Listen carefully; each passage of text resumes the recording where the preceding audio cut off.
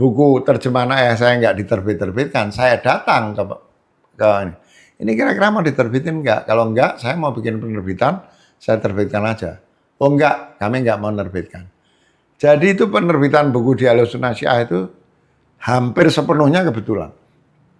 Karena kita nggak punya naskah. Terus kita menerbitkan Mutahari Syariati. Jangan pernah lupa. Di zaman itu untuk meminta izin menerbitkan buku terjemahan itu bisa 6 bulan baru ada jawaban. Sebagian besar nggak ada jawaban. Dulu itu pakai pos tuh. Tahun 80 itu pakai pos, pakai apa namanya? Pakai perangko. Dan kans untuk tidak sampai ke Inggris, ke Timur Tengah itu sangat besar. Jadi mencari buku terjemahan itu sulit. Pada saat itu kedutaan besar Iran banyak membagi buku-buku karya penulis Iran. Jadi tanpa kita cari, kita itu dapat buku-buku itu. Syariati, Mutahari, Toba-Tobai. Nah, jadi dalam keadaan miskin naskah, kita menerbitkan buku terjemahan ayah saya, plus dapatlah buku-buku itu. Dan kebetulan pembaca sangat menyenangi buku-buku itu karena ini jenis pemahaman Islam yang lebih rasional, filosofis dan lain sebagainya.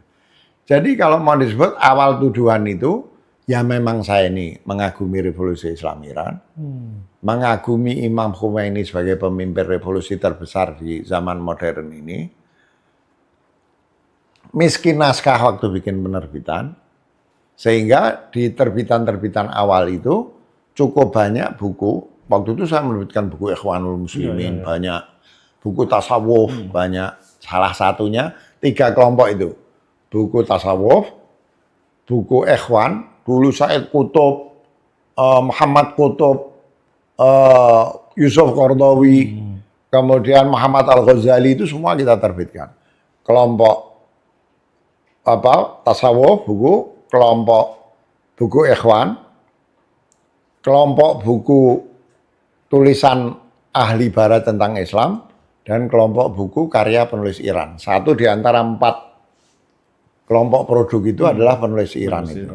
Nah, karena sebelumnya belum pernah ada, buku pertama di Ahlussunnah Syiah dan bukunya laku, ya otomatis, oh memang ini bikin penerbitan tujuannya dakwah Syiah. Saya keras kepada orang yang fanatik pada satu mazhab, termasuk orang-orang Syiah yang beranggapan bahwa mazhab yang benar itu hanya Syiah. Wah, nggak masuk akal saya. Oh, Ibn Arabi, Sunni.